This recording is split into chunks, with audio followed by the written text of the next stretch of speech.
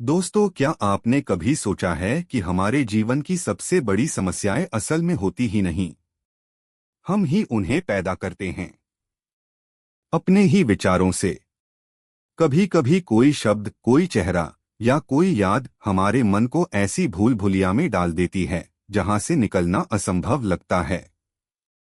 पर अगर मैं आपसे कहूं कि कृष्णमूर्ति जी ने एक ऐसा तरीका बताया है जिससे जीवन की हर उलझन खुद ब खुद सुलझ जाती है, बिना प्रयास, बिना संघर्ष, सिर्फ समझ से, तो क्या आप जानना चाहेंगे वो रहस्य? अध्याय 1, समस्या की जड़, विचार की निरंतरता, root of problem, continuity of thought. मित्रों, क्या आपने कभी गौर किया है, हम दिन भर में कितनी बार किसी बात को लेकर परेशान हो जाते हैं? कभी कोई शब्द, कभी कोई व्यक्ति, कभी कोई याद, और हम कहते हैं यह मेरी समस्या है। परंतु जिद्दू कृष्णमूर्ति पूछते हैं, क्या सचमुच यह समस्या है या समस्या को बनाए रखने की हमारी मानसिक आदत? वे कहते हैं, समस्या तब पैदा होती है जब विचार समय की रेखा पर चलता रहता है। अर्थात कोई घटना घटती है और वह उस क्षण समाप्त हो जाती है, लेकिन मन उसे पकड़ लेता है, बार बार सोचता है, और इस दोहराव से एक मानसिक गांठ बन जाती है। यही गांठ समस्या कहलाती है।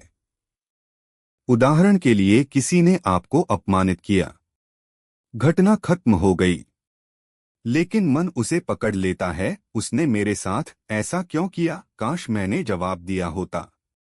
अब यह विचार लगातार चलता रहता है, घंटों, दिनों, महीनों तक। अब आप उस व्यक्ति को देखकर असहज होते हैं, नींद नहीं आती, मन खिन्न रहता है।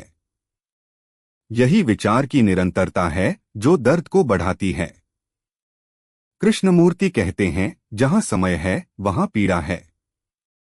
इसका अर्थ है, जब हम किसी घटना को समय में खींचते हैं, पहले ऐसा हुआ था, आगे ऐसा होगा, तो हम पीड़ा में फंस जाते हैं।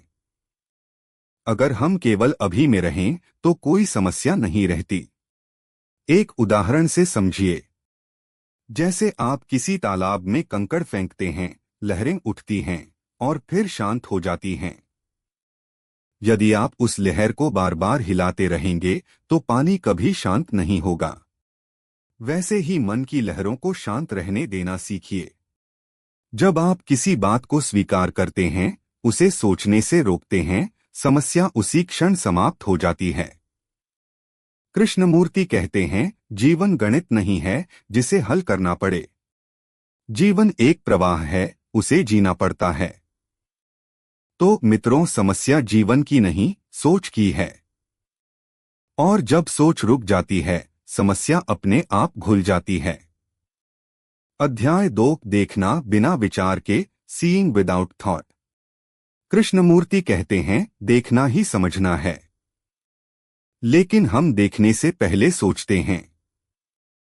हम हर चीज को लेबल देते हैं, यह अच्छा है, यह बुरा है, यह मुझे पसंद है, यह नहीं है। यही विभाजन हमें वास्तविकता से दूर कर देता है।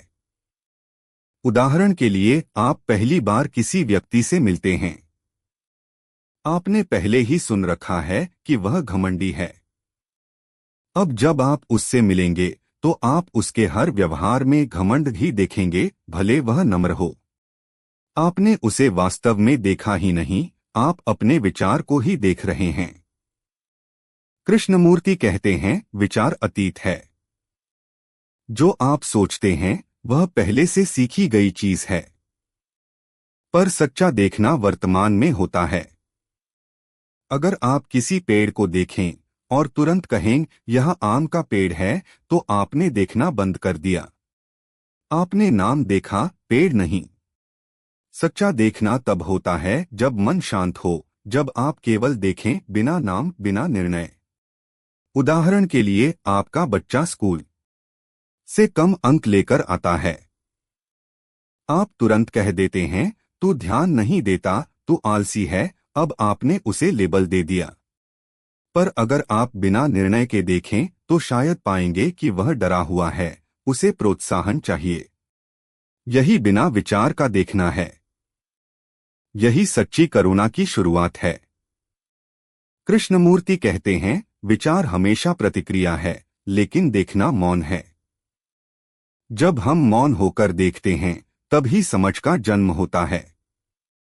अध्याय 3, विचार से परे मौन, साइलेंस बियॉन्ड थॉट। कृष्णमूर्ति का कहना है, जब मन शांत होता है, तब सत्य प्रकट होता है। लेकिन यह शांति प्रयास से नहीं आती। आप ध्यान लगाकर, मंत्र जप कर या किसी विधि से शांति नहीं पा सकते, क्योंकि तब मन शांति पाने की कोशिश में उलझा है। जहां प्रयास है, वहां शांति नहीं। वे कहते हैं, जहां साधना है, वहां साधक है, और जहां साधक है, वहां विभाजन है। उदाहरण के लिए, आप क्रोधित हैं और कहते हैं, मुझे गुस्सा नहीं करना चाहिए। अब आपने गुस्से और अपने आप के बीच दूरी बना दी। आप दबा रहे हैं, बदल नहीं रहे। पर यदि आप बस देखें, हाँ, यह क्रोध है, बिना भागे, बिना दबाए, तो क्रोध पिघल जाता है। यही मौन है। मौन का अर्थ शब्दों का न होना नहीं, बल्कि मन का स्थिर होना है। जैसे झील की लहरें थम जाए और उसका तल दिखाई देने लगे। कृष्णमूर्ति कहते हैं, जब आप बिना किसी लक्ष्य, बिना किसी इच्छा के बस उपस्थित रहते हैं, तभी सच्चा मौन आता है। वह मौन ही आत्मा की भाषा है। अध्याय 4, समस्याएं स्वयं मिट जाती हैं, problems dissolve by understanding. Krishnamurti का अंतिम संदेश अत्यंत सुंदर और गहरा है। समस्याओं को हल मत करो, उन्हें समझो। आप कह सकते हैं, मुझे भय की समस्या है। कृष्णमूर्ति कहते हैं, भय को मत भगाओ, उसे देखो। देखो कि भय कब आता है, कैसे आता है, और उसका स्रोत क्या है। जब आप देखते हैं, तो पाते हैं कि भय भविष्य की कल्पना है।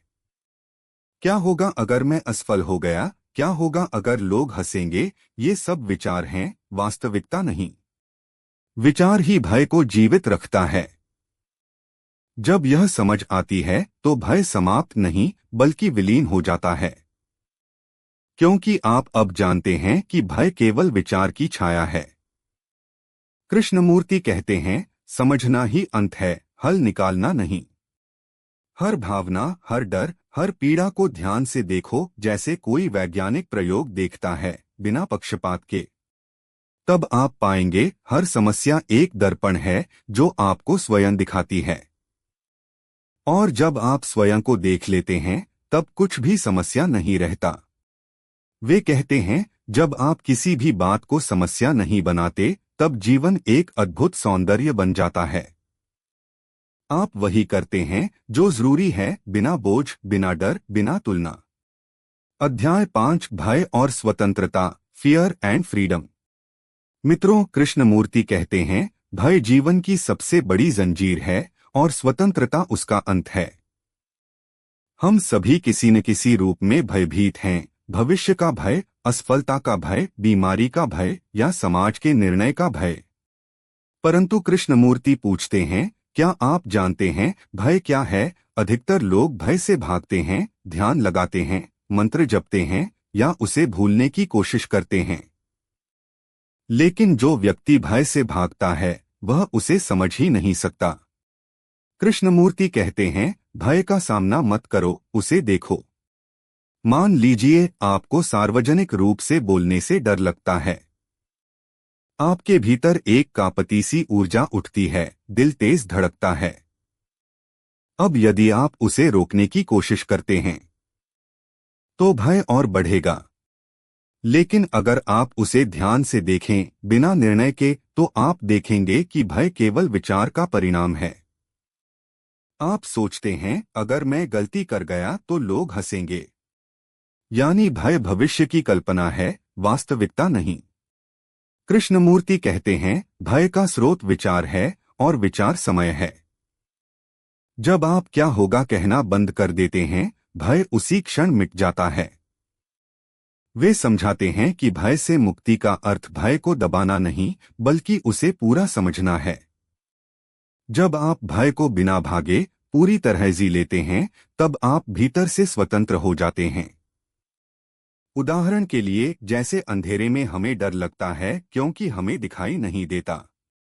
जैसे ही आप रोशनी जलाते हैं, भय गायब हो जाता है। उसी तरह जब जागरूकता की रोशनी भीतर जलती है, तब मानसिक अंधकार मिट जाता है और तब व्यक्ति स्वतंत्र होता है, न किसी व्यक्ति से डरता है, न भविष्य से, न मृत्यु से।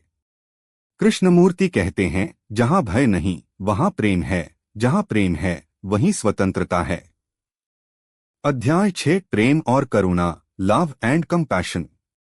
मित्रों, हम सब कहते हैं हम प्रेम करते हैं, पर कृष्णमूर्ति पूछते हैं, क्या सचमुच प्रेम जानते हैं या केवल लगाव? वे कहते हैं, प्रेम तब तक नहीं आता जब तक मन में भय, ईर्ष्या, तुलना और अधिकार की भावना है।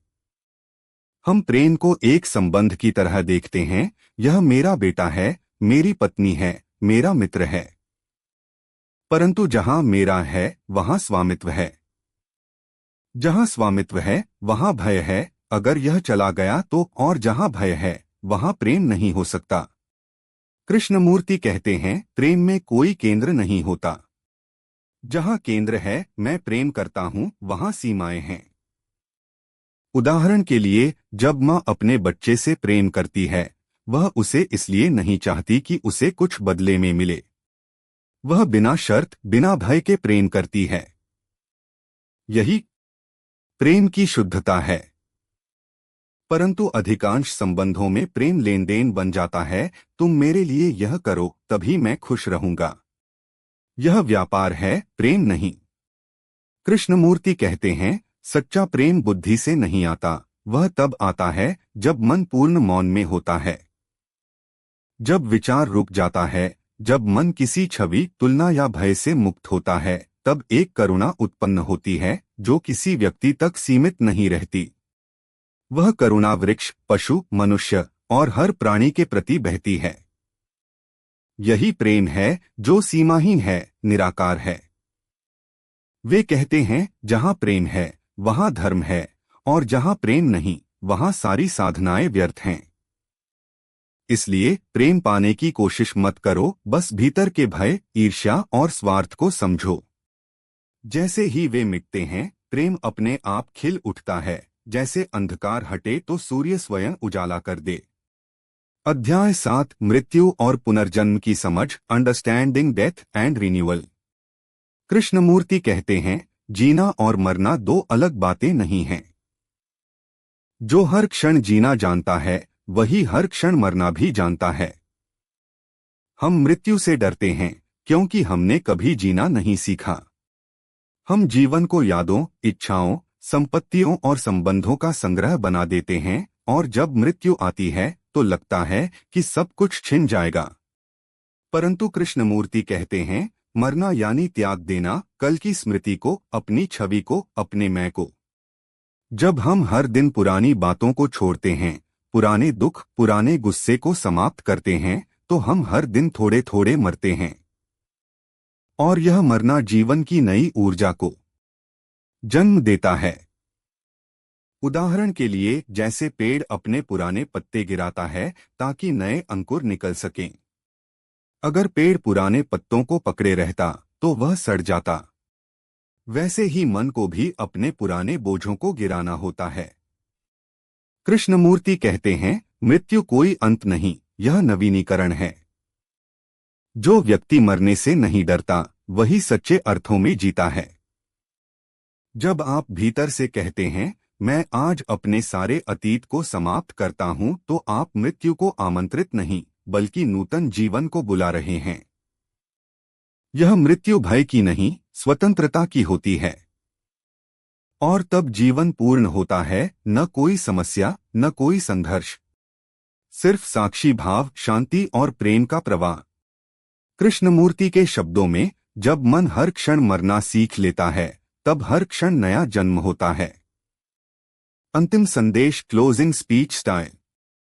मित्रों, कृष्णमूर्ति हमें यह नहीं सिखाते कि समस्याएं कैसे हल करें, वे हमें सिखाते हैं कि जीवन को समस्या बनाना ही छोड़ दो। जब आप देखना सीख जाते हैं, बिना विचार, बिना निर्णय, तो जीवन का हर पल अपने आप स्पष्ट हो जाता है। न भय रहता है, न असुरक्षा, न तुलना, सिर्फ मौन, प्रेम और स्वतंत्रता। किसी भी बात को समस्या मत बनाओ, क्योंकि जीवन को समझने का पहला कदम है उसे स्वीकार करना। और जहां स्वीकृति है, वहां अनंत शांति है।